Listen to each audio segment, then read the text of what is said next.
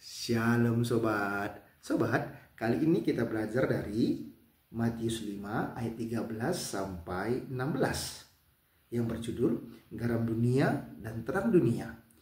Kamu adalah garam dunia. Jika garam itu menjadi tawar, dengan apakah ia diasinkan? Tidak ada lagi gunanya selain dibuang dan diinjak orang. Kamu adalah terang dunia. Kota yang terletak di atas gunung tidak mungkin tersembunyi.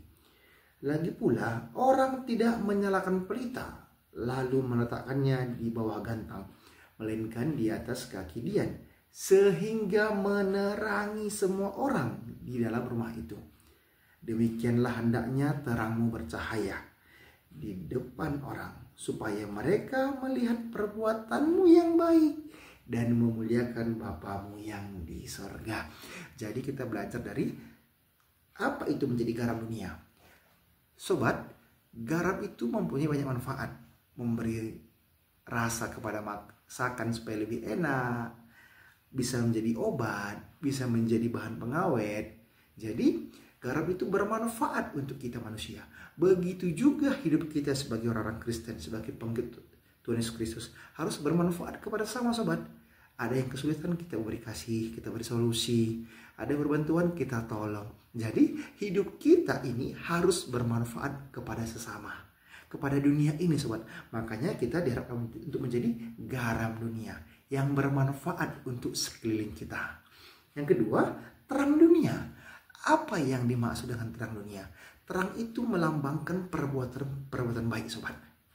Nah, jadi kegelapan itu melambangkan hal-hal yang jahat, sedangkan terang itu melambangkan perbuatan yang baik. Kita bandingkan dari Efesus 5 ayat 8 sampai 10. Mari kita baca dan pahami sobat ya. Efesus 5 ayat 8 sampai 10. Saya baca. Memang dahulu kamu adalah kegelapan, tetapi sekarang kamu adalah terang di dalam Tuhan. Sebab itu, hiduplah sebagai anak-anak terang, karena terang hanya berbuahkan kebaikan dan keadilan dan kebenaran, dan ujilah apa yang berkenan kepada Tuhan. Jadi kalau kita adalah anak-anak Tuhan, pengikut Tuhan Yesus Kristus, maka kita harus menjadi garam dan terang dunia. Yang maksudnya adalah terang hanya berbuahkan kebaikan dan keadilan dan kebenaran. Jadi kita harus berbuah hal-hal yang baik sobat. Menjadi garam maksudnya kita bermanfaat, menjadi terang dunia maksudnya kita memberi kebaikan. Gitu sobatnya. Karena terang hanya berbuahkan kebaikan dan keadilan dan kebenaran. Jadi itulah tugas kita sebagai anak-anak terang, sebagai anak-anak Tuhan. Nah, sobat ya, supaya apa? Ayat 16-nya kita baca.